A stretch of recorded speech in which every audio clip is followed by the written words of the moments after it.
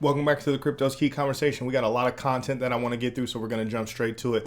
As you can see, we're currently up 2.8% today for total market cap. We're currently sitting at a $1.18 trillion market cap, and we're seeing some positive upside in regards of Bitcoin with this upcoming CPI data that's going to be coming out Wednesday. As you can see, the S&P 500 is down very slightly, and the NASDAQ as well. But coming over here, Bitcoin is currently up 3.1% in 24-hour period. So obviously there's a little bit of optimism and positivity in regards of kind of what's coming up with the next data on Wednesday. I believe it comes out at like 5 o'clock my time. But that's huge to see. If we come over here to the Bitcoin Fear Greed Index, we're kind of hovering, in this borderline range. We're currently sitting at 30. We were at 30 yesterday, and we're holding 30 today. We're going to have an update here in about 2 hours and 45 minutes. So it's good to see that little optimism. I'm curious to see when the CPI data comes out, if we're going to have, some more market volatility to the upside rather than the downside, based on what happens. Obviously, we have the whole Jerome Powell and the Fed, they're meeting in September in regards to what they're going to do with the interest rate hikes and see if they're going to go up another 75 basis points or they're going to take a more dovish approach to combat inflation, to kind of see what goes on with that. But Wednesday, we can definitely expect some market volatility, whether that's up or down. Clearly right now, there's been a lot more optimism in regards of, they're seeing more positivity coming with that. Ethereum is currently sitting at 1,793. Bitcoin 24,000, which is huge to see. XRP is sitting just below 38.5 cents. Let's see what the 24-hour gainer is. The biggest one, Celsius Network. And then the graph sitting at 14%, Flow 13.5, and so on.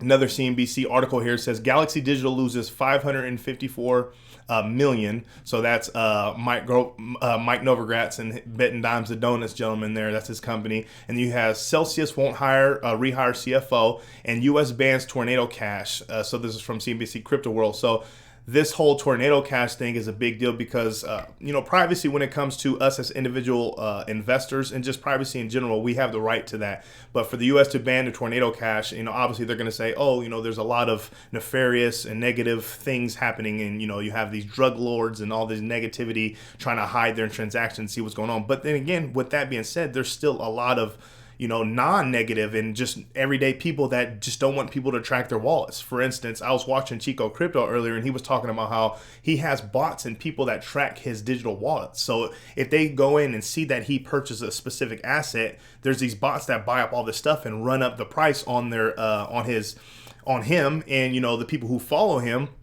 and then end up dumping their bags onto his him and then the people that follow him, which, that's not good. And at the end of the day, I don't necessarily want everybody, my friends and the rest of my family to know what I'm buying and what I'm doing with my money. So to have this utility of, kind of mixing and kind of, in a sense, I don't want to say hiding, but just kind of protecting and have a little bit of privacy on what I'm doing with my wallets and my digital assets. Like I should have that right, but the U.S. bans the Tornado Cash. Speaking of that, Digital Asset Investor put something up. So this is from CoinDesk back on May 23rd, 2019. And it says, Ethereum founder Vitalik Buterin has outlined a design for a, quote, minimal mixer design aimed at obfuscating, never said that word before, users' addresses when sending fixed quantities of Ether. Vitalik proposes mixer to anonymize one-off Ethereum transactions. Digital Asset Investor says, explain to me again why the SEC is going after Ripple and letting this guy in Ethereum get a free pass. What in the living hell is going on in the United States of America? And he quotes Tom Emmer and Senator Warren Davis, Senator Loomis, and Gillibrand. But, this is crazy. This is crazy. Obviously, they have their reasoning behind it, but then again, you're classifying everybody in this negative light, which that's not the case. There's a lot of good people out there, everyday people that are just trying to protect their privacy. That's all. Coming over here, this is from Stefan Huber. So this is Joe Lubin. He says, Joseph Lubin openly bragging about how the SEC will help to prevent other projects catching up with Ethereum.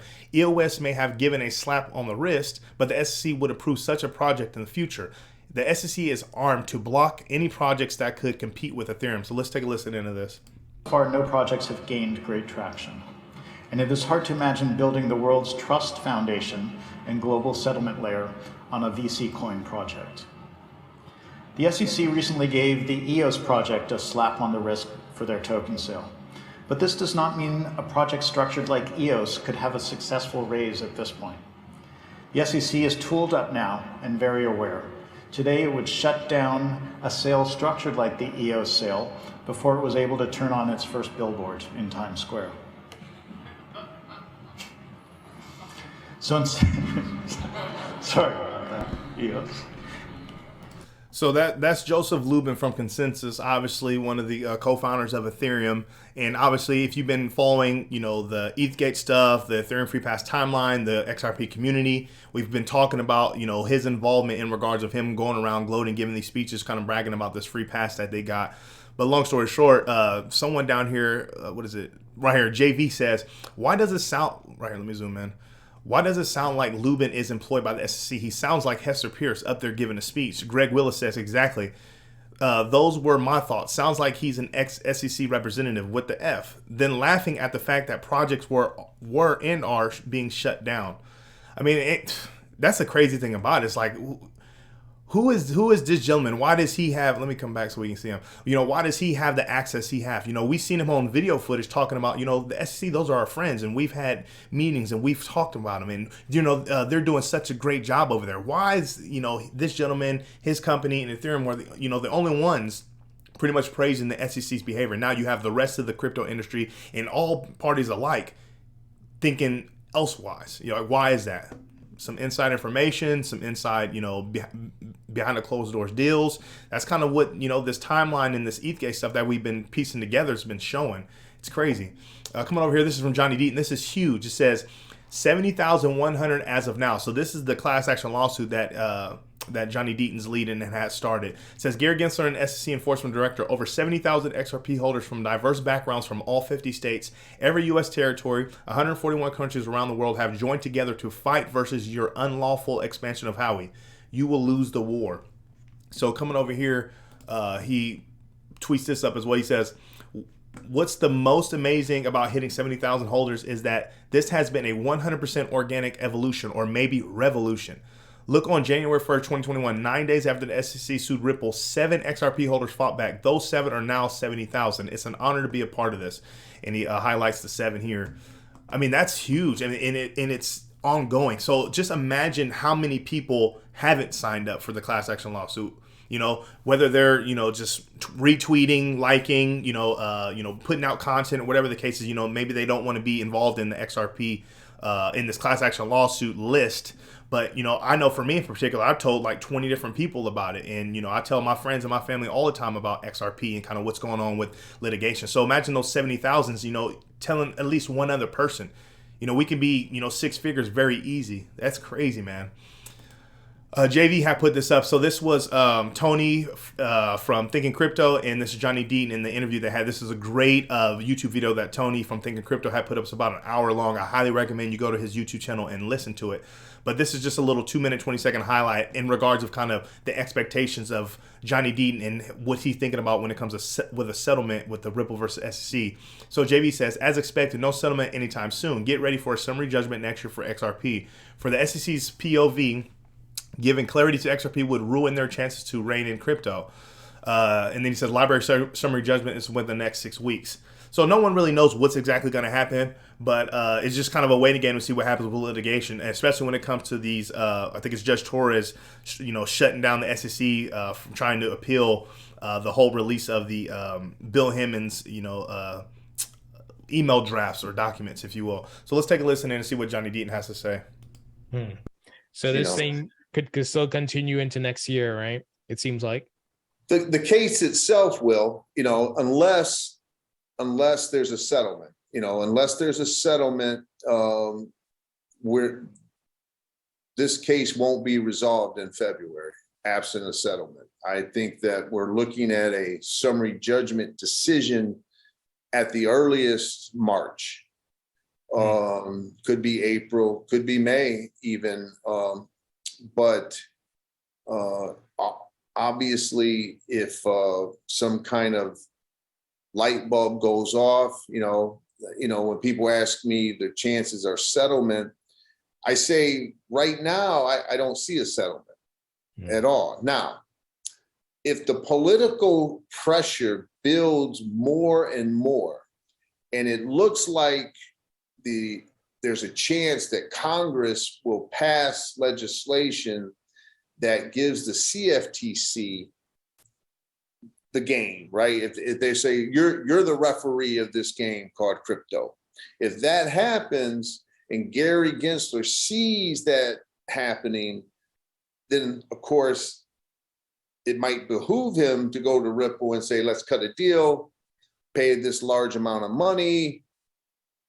I get to say that, like, I held Ripple responsible and make political, statements, blah, blah, blah, all that kind of stuff. I mean, that could happen, but right now, it doesn't look anywhere close to a settlement. Now that could change, if Judge Torres rules that the documents must be turned over, denies an appeal, and they go up on a mandamus, and December they lose on mandamus, and they have to turn the documents over in January or something like that, and those documents are bad for them, or they guarantee Ripple's victory, well, then why not settle? If you know you're going to lose, then you might as well take some kind of victory, right? So any of that could happen, but I know a lot of people are. So that's Johnny Deaton, the leader of the class action lawsuit there from Crypto Law, giving his kind of 2 cents on kind of what he thinks or how he thinks things are going to kind of play out based on the information and the, I guess you could say, the rulings of kind of what we have so far within litigation. Moving on here is from Johnny Deaton as well. It says, he's responding to Hester Pierce right here, and this was about 7 hours ago. She put this up. It says, I'll be in Houston on August 22nd to the 23rd. If anyone wants to meet to discuss SEC issues other than ongoing enforcement actions. So remember that. Other than ongoing enforcement actions, please email Commissioner Pierce. So Johnny Deaton says, the relevant question is, does she consider Hinman conflicts issues, quote, unquote, ongoing enforcement actions? The truth is that it is not. The emails and drafts are part of litigation. Whether Hinman violated the law isn't. Is Hester Pierce going to be like this SEC's enforcement director and avoid answering? That's what I'm really curious about. Is she finally going to blow the whistle? Is she finally going to, actually take more action in regards of, perfect example, answering this question of Hinman's violation of conflicts of interest in the law when it came to him giving the speech, especially with his involvement with Simpson Thatcher and so on.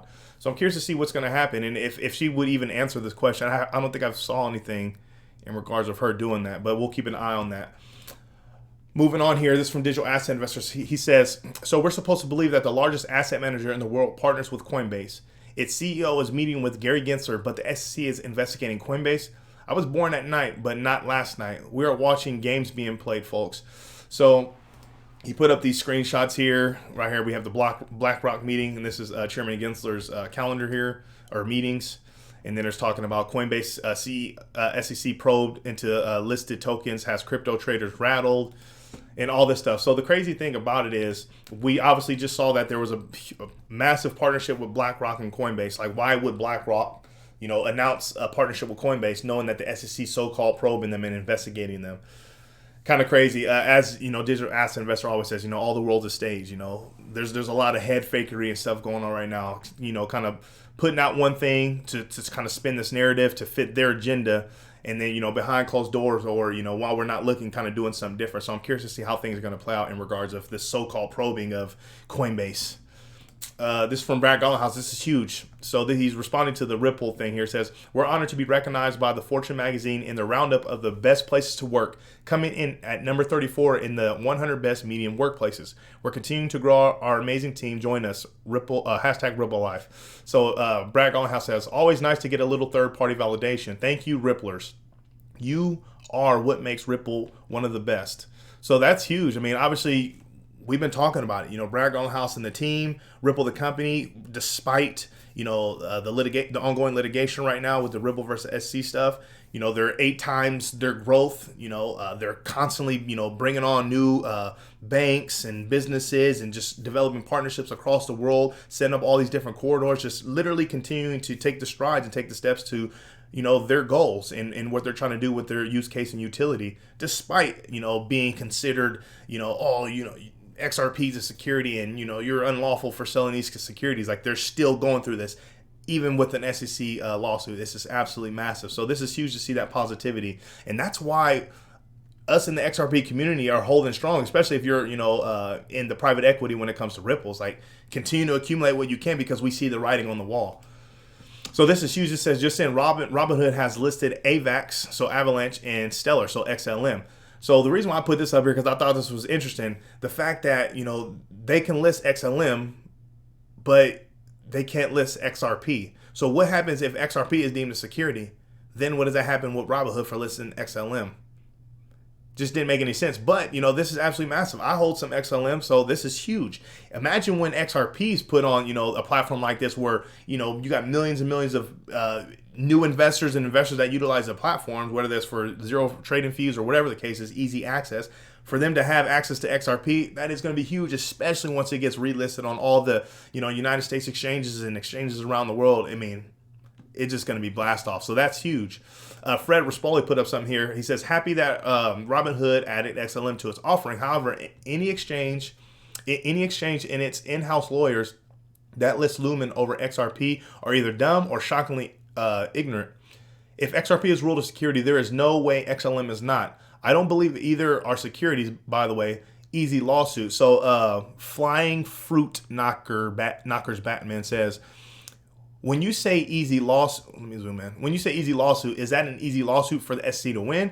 Fred Rispoli says, an easy lawsuit against any exchange that lists XLM for selling an unregistered security only if XRP is deemed a security. So that's pretty much what I was saying. Is just like, you got to be careful there. You got to tread lightly because obviously, it seems based on the evidence that we have so far when it comes to litigation, it seems as if, Ripple and XRP are in the green. They have a lot of the power within the case, but who knows? Who knows what the SEC and the government, has up their sleeves and kind of what they're capable of and what they're going to do. Obviously, we see they're doing everything in their power to, in a sense, win this thing, right? Obviously, but shady behaviors, overstepping their boundaries and, utilizing their power in position of government to kind of, overpower and stranglehold the industry, especially when it comes to Ripple and XRP. So who knows?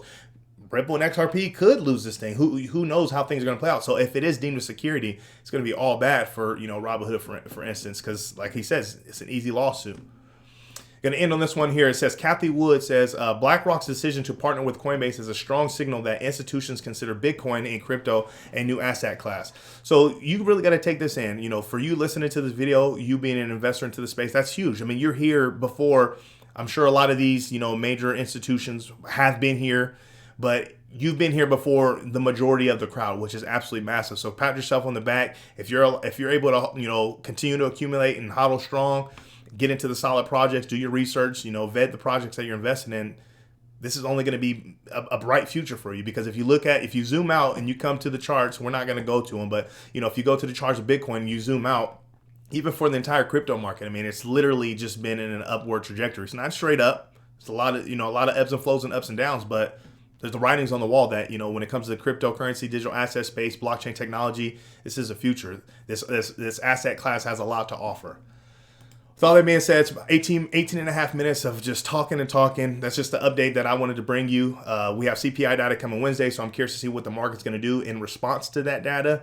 But obviously, we've seen a little bit of positivity and optimism within the space right now. There's a lot of stuff going on. We're going to continue to cover it. So make sure you come to the Crypto's Key Conversation YouTube channel, subscribe, follow us on Twitter at Crypto's Key 1. Really excited to continue to bring you content to grow this community. With all that being said, stay strong out there. Be safe.